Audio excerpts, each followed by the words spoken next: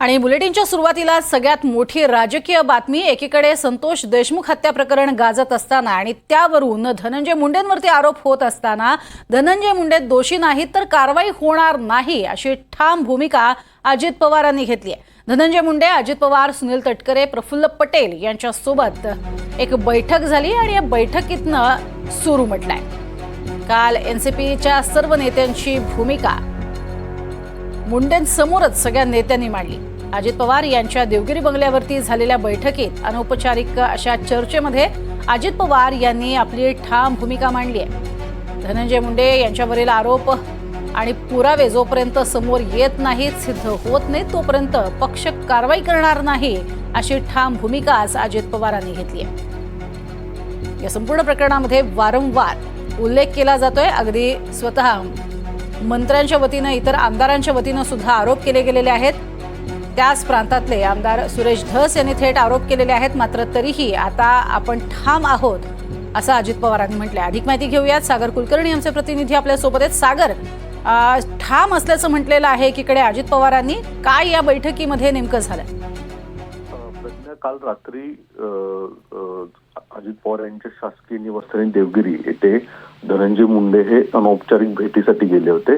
अर्थात त्यावेळेस राष्ट्रवादी काँग्रेसचे प्रदेशाध्यक्ष सुनील तटकरे तसेच राष्ट्रवादीचे ज्येष्ठ नेते प्रफुल्ल पटेल हे देखील उपस्थित होते। या सर्व प्रमुख नेत्यांच्या बैठकीमध्ये अनौपचारिक जरी चर्चा जरी झाली असली तरी प्रामुख्याने गेले 10 दिवस धनंजय मुंडे सार्वजनिक कार्यक्रमापासून दूर होते। याचं प्रमुख कारण म्हणजे त्यांच्या डोळ्याचं ऑपरेशन झालं होतं आणि त्यानंतर त्यांनी पहिल्यांदा अजित पवारांची भेट घेतली। या भेटीच्या दरम्यान गेले काही दिवस वारंवार ज्या पद्धतीने धनंजय मुंडे यांना टार्गेट केलं जात आहे आणि स्वतः धनंजय मुंडेंचा दावा आहे की हा मीडिया ट्रायलच्या माध्यमातून मुद्दामून अशा स्वरूपाचं कृत्य केलं जात आहे। एका बाजूला सुरेश धस वेगवेगळ्या आरोपांना देशमुख प्रकरणात मुंडेंचा देशमुख खून प्रकरणामध्ये मुंडेंचा थेट हात नाही असा आरोप करतात, तर कधी वेगवेगळ्या भ्रष्टाचाराचा आरोप करतायत।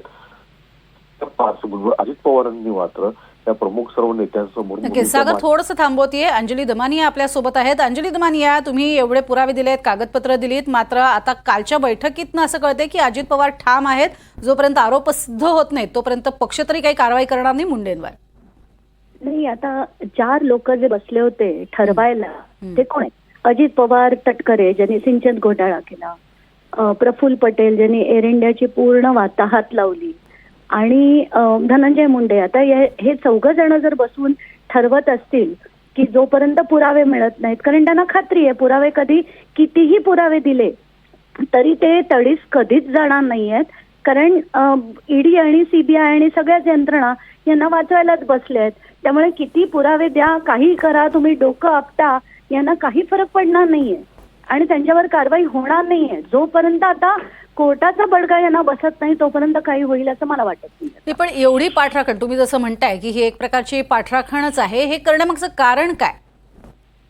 नाही, कारण सगळ्यांनाच माहिती आहे की आपल्या विरुद्ध किती कोणीही पुरावे दिले। आता सिंचन घोटाळ्यात काय कमी होते का? एअर इंडियाचं ते केवढं मोठं स्कॅम होतं त्याच्यात काही कमी होते का? काहीच झालं नाही ना। लढून लोक हे लढणार काय? कारण यंत्रणाच आमच्या हातात आहेत। ही जी त्यांना आता मगरुरी आली आहे ना, त्याच्याचमुळे त्यांना असं वाटतं की काही कारवाई होणार नाही। पण मला असं वाटतं कोर्ट अजूनही आहेत आणि त्यांच्याकडे न्याय हा मिळू शकेल, म्हणूनच आता आम्हाला ती आशा आहे। बाकी यांच्याकडनं आशा करणंच आता सोडून दिलं पाहिजे। बरं, पण मग अंजली ताई, आता पुढच्या न्यायालयामध्ये जाण्याची गरज आहे असं तुम्हाला वाटतंय किंवा तशा स्वरूपाची काही पावलं उचलली जातील येत्या काळात? नाही, उचलायलाच पाहिजेत, कारण यांच्याकडनं न्याय मिळेल अशी आपण अपेक्षाच करणं चुकीचं आहे।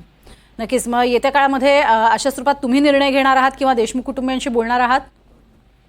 मला आता एकच आठवडा अजून वाट बघायची आहे, कारण मी सीजनकडे जे पत्र लिहिलंय त्याचं आता मला अजूनपर्यंत उत्तर आलं नाहीये।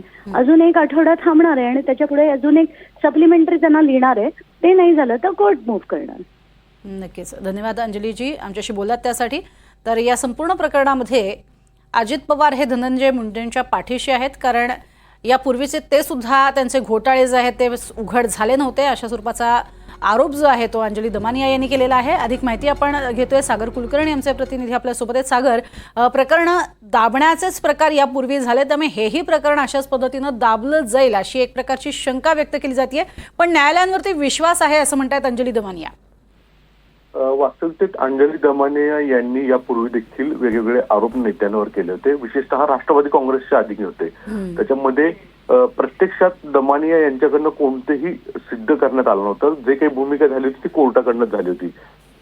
अजित पवार असतील, तटकरे असतील, यांच्यावर सिंचनाचे जे काही आरोप केले गेले त्या संदर्भात आता सुद्धा कदाचित धनंजय मुंडे यांच्या संदर्भात जे दावे अंजली दमानिया यांकडनं केले जात आहेत ते प्रत्यक्षात खरंच पुरावे आहेत का याविषयी पहिल्यांदा म्हणजे चौकशी होणं गरजेचं आहे.